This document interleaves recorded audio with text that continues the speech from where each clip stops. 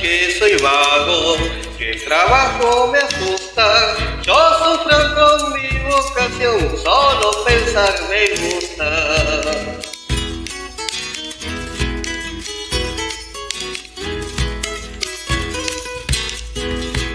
Paso el día entero afilando problemas, pero me mata la humildad, nunca nadie se entera.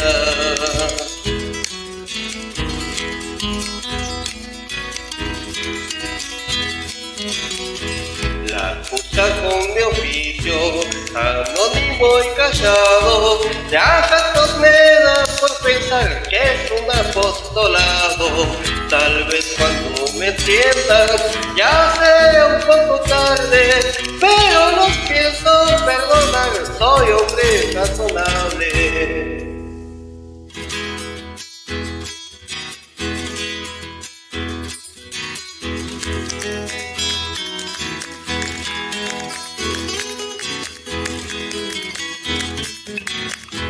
Bien tempranito arranco desde mi catre viejo, dale que dale sin parar, vete a pensar canejo.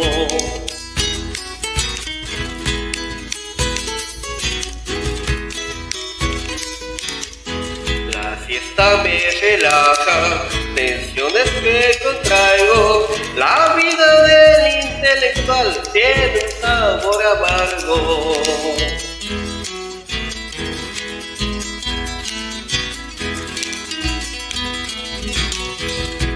Soy incomprendido, yo sufro por mi ciencia, en el pecado de pensar que esta es mi penitencia. Más tarde o más temprano me volveré famoso, porque yo soy el pensador.